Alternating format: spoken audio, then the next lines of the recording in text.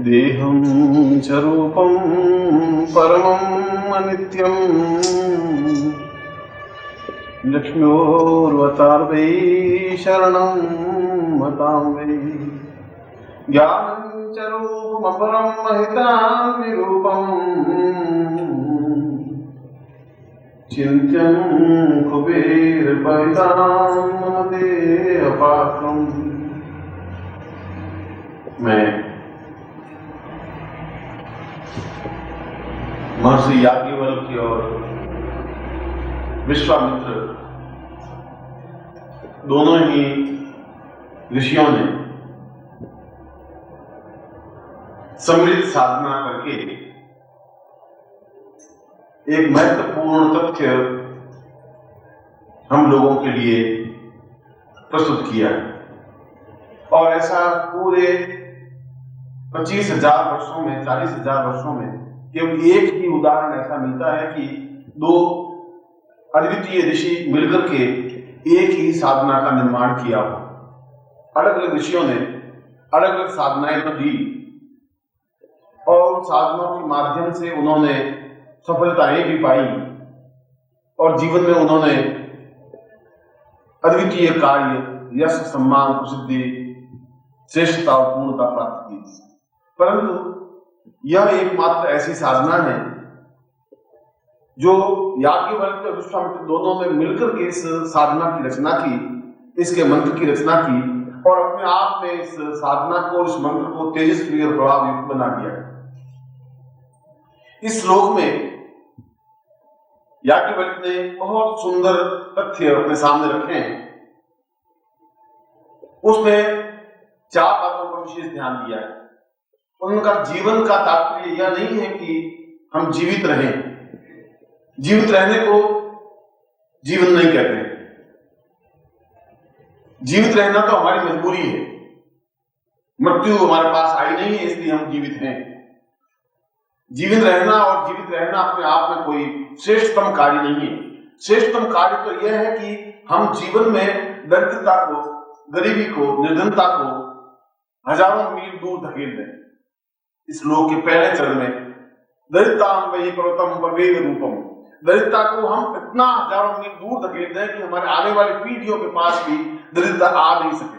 ये हो सके कि हमारे पूर्वजों के पास दरिद्रता रही हो, ये हो सकता है कि अभी तक हमारे जीवन में दरिद्रता का वास रहा हो, मगर हम इस साधना के माध्यम से उस दरिद्रता को सैकड़ों हजारों मील दूर धकेल दें। ऐसा नहीं दरिद्रता को मिटा दें, इतना दूर धकेल दें कि वो हमारे देख ही नहीं सके।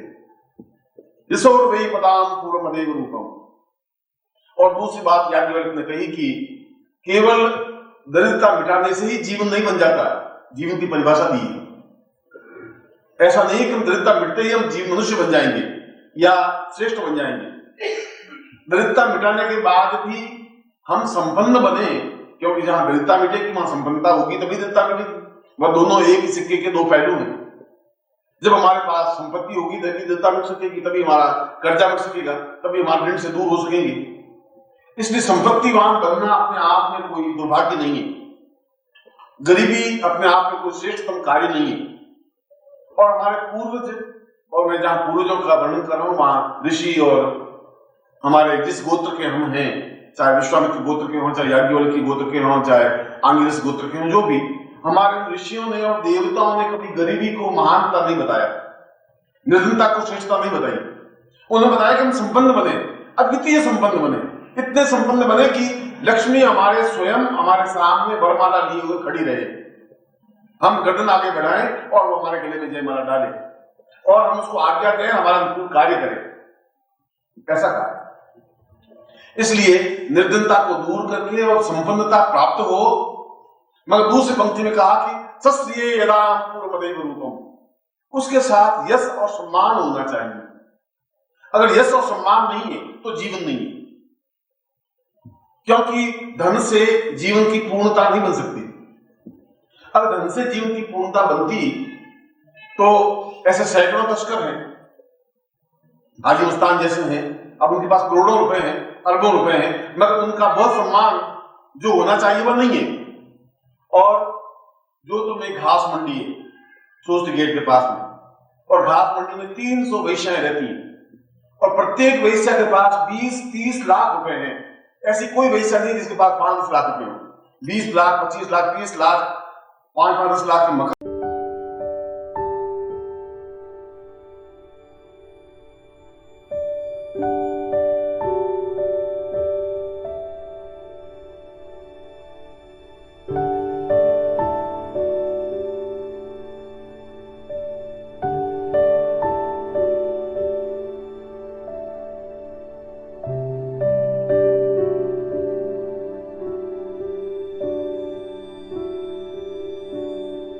है मगर व्यक्ति चलते हुए कहते साली रंडी का मकान।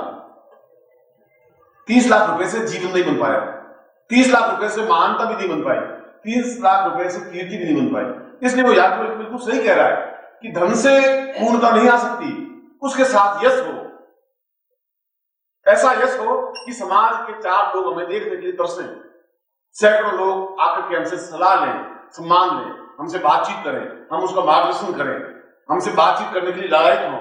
यदि हम किसी के घर जाएं तो अपना सौभाग्य समझे, यश तो वह कहलाता है। इसलिए पैसे से यश प्राप्त नहीं हो सकता है। अगर पैसे से यश प्राप्त होता तो उन सारी रंडियों के नाम हम लोगों को मालूम होते। हम तो रंडी कहते हैं, आप लोग भी ऐसी गाली देते हैं और रंडी अपने आप में गाली है। तो पैसे से सम्मान नहीं मिल पाया, इसलिए धन भी हो मगर यश और सम्मान भी हो। कई ऐसे भी हैं जिनके पास धन तो है, व्यापारी भी है। अगर आप दिल्ली जाएं, दिल्ली के चांदनी चौक में जाएं तो चांदनी चौक में छोटे छोटे जो लेकर बैठे हैं 5-5 फुट की दुकानें, वो दुकानें भी कम से कम 5 लाख की पकड़ी देंगे तो वो दुकान मिलेगी। और उसमें सामान पड़ा होगा, 10 लाख का सामान पड़ा होगा, 15 लाख के मालिक होंगे। उनका नाम तो उसके पड़ोसी को मालूम नहीं। उनको पूछेंगे किशन लाल जी कहाँ है, किशन लाल दुकान, यहाँ एक किराने की दुकान है, किशन लाल में तो नहीं जानता। और दूसरी तीसरी दुकान पे किराना किशन लाल जी रहते।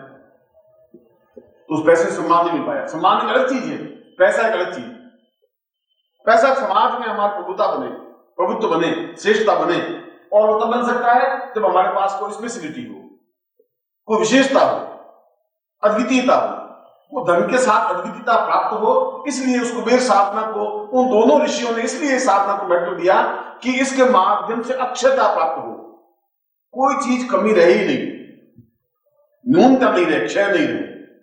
इसलिए इस कुबेर साधना के महत्व को उन्होंने स्पष्ट किया कि धन दरिद्रता को हम हजारों मील दूर धकेल सके और संपन्नता लक्ष्मी हमारे गले में वरमाला पहनाने के लिए आतुर हो, मगर साथ ही साथ हम अद्वितीय यश और सम्मान के सहयोगी बने। और तीसरी पंक्ति में याज्ञवल्क्य ने कहा सस्यैषां शाम पूर्वमदेव चिंतम, हम श्रेयता तो प्राप्त करें मगर पूर्ण स्वास्थ्य उन्नति के साथ साथ उस धन का, सुख का उपयोग भी करें। यश तो तुम्हारे पास बहुत है कि आप बहुत महान हैं, आप बहुत महान हैं, समाज में सम्मान मिल भी गया और 10 लाख रुपए भी हैं, मगर आप पलंग पे पड़े हुए हैं, टसके कर रहे हैं और टट्टी भी उस पलंग पे जा रहे हैं, पेशाब करने के उठे। अब वो पैसा तुम्हारे क्या काम आएगा, सम्मान क्या काम आएगा?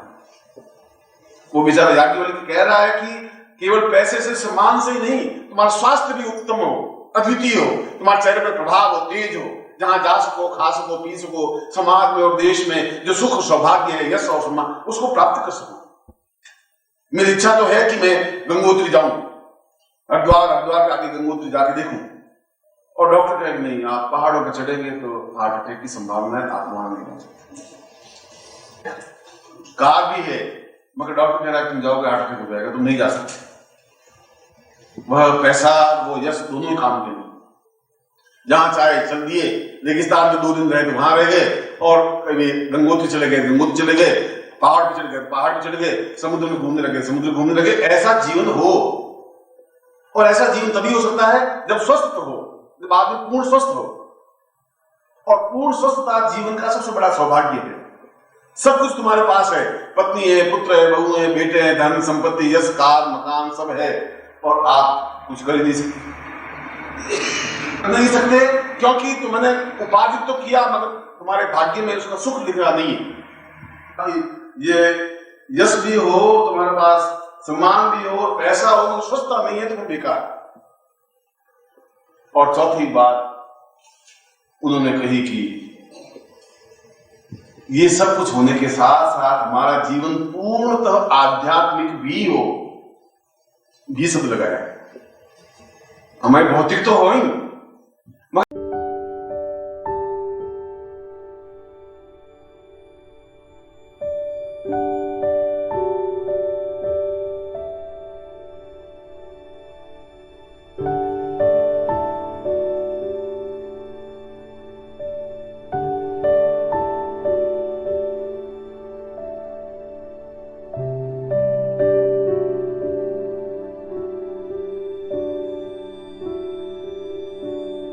आध्यात्मिकता भी हो। आध्यात्मिकता नहीं है तो फिर पशु है, क्योंकि उस पशु में और उस मनुष्य में कुछ अंतर नहीं है। आपने तो शायद अमेरिका वगैरह गए नहीं, देखा नहीं, पर मैंने उस अमेरिका की लाइफ को 15-20 बार गया हूं, अमेरिका की लाइफ को देखा है।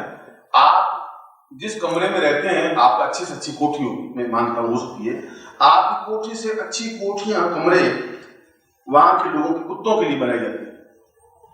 पिंपीर, पुल्लूर, चिल्ली, वो जो होती हैं छोटे छोटे इतने टुकड़े कुत्तों के, वो गोदी में लिए घूमती रहती है। कहीं जाओ और उस कुत्ते के बचाव के लिए पति को गोली मार दी कि तुम साले बहुत गाली देते हो कुत्ते को, उसको गोली मार दी। कुत्ते को कुछ नहीं करना चाहिए। अब तुम कल्पना करो कि ऐसे व्यक्ति पैसे वाले तो हैं, मगर आध्यात्मिकता नहीं उनमें, भौतिकता ही है। इसलिए उन पशु में और उसमें कुछ अंतर नहीं। इसलिए हमारे जीवन में साधना से जीवन हो, आध्यात्मिकता जीवन हो, धर्म हो, हम जीवन में तीर्थ यात्राएं करें, हम प्रकृति को देखें, हम गुरु की सेवा कर सकें, 1 आध दिन 2-4 दिन गुरु के चरणों में बैठ सकें, परमात्मा की पूजन कर सकें, शिवरात्रि पर भगवान शिव के दर्शन कर सकें, और अपने जीवन में आर्थिक लाभ उठाते हुए, सुख सौभाग्य उठाते हुए प्रभु के चरणों में अपने आप को लीन करते। अगर ऐसा है तो इसको अक्षय जीवन कहा जाता है, और जीवन को पात्र कहते हैं। पात्र का मतलब कोई थाली लोटा नहीं, ये शरीर खुद अपने आप में पात्र है, ये अपने आप में अक्षय बने, इसको अक्षय पात्र साधना कहते हैं। और अक्षय तब बनता है जब ये चारों तथ्य उसमें शामिल हो। और यदि आप आंख बंद करके देखेंगे तो चारों में आपके पास चारों चीजें नहीं है, 3 है, 1 आध नहीं होगी। धन होगा तो स्वास्थ्य नहीं होगा, स्वास्थ्य अगर बहुत मजबूत अट्टे कट्टे हैं तो कर्जा है ऊपर, वो है तो साधना को जो जीवन चिंतन करना चाहिए वो नहीं। कोई को न्यूनता है, इसलिए अक्षयता प्राप्त होनी चाहिए। क्योंकि जीवन में पैसा हो, सुख हो, सौभाग्य हो, ऐश्वर्य हो, स्वस्थता हो, निरोगता हो, गुरुचरणों की सामीप्यता हो, और जीवन में अत्यंत आनंद और तृप्ति हो। ऐसा जीवन में आनंद और तृप्ति सौभाग्य से प्राप्त हो सकती है, और सौभाग्य साधक स्वयं अपना बनाता है। क्योंकि प्रभु तो केवल भाग्य लिख के भेजता है। विधाता ने तुम्हारा भाग्य लिखा है, सौभाग्य नहीं लिखा है। उस भाग्य को तुम दुर्भाग्य या सौभाग्य में बदल सकते हो। आज मान लो तुम्हारा भाग्य तो बहुत अच्छा है, विधाता ने जो कुछ भी लिखा लिख दिया, और तुम आज किसी को खोपड़ी में लाठी मारो, ये तुम्हारा भाग्य दुर्भाग्य में बदल गया, जेल चले जाओ। अब तुमने कहा कि भगवान ने मुझे जेल भेज दिया। भगवान ने तो नहीं भेजा था, भगवान ने तो भाग्य लिखा था, तुमने उसको दुर्भाग्य में बदल दिया। और दुर्भाग्य में बदल सकते हो तो सौभाग्य में बदल सकते हो।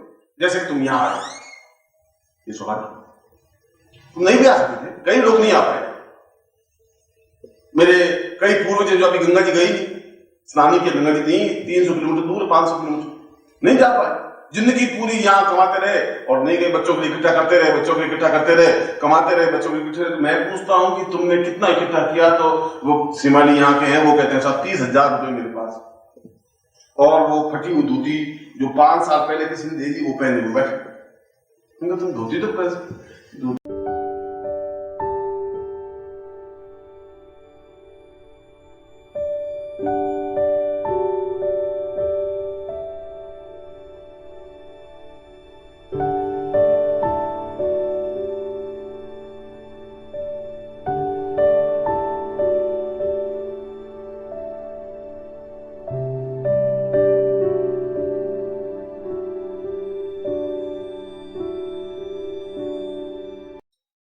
ओम परम तत्वाय नारायणाय गुरुभ्यो नमः।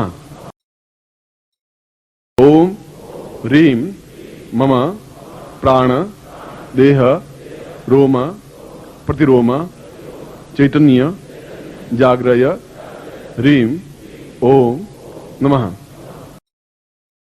ओम भूर्भुवः स्वः तत्सवितुर्वरेण्यं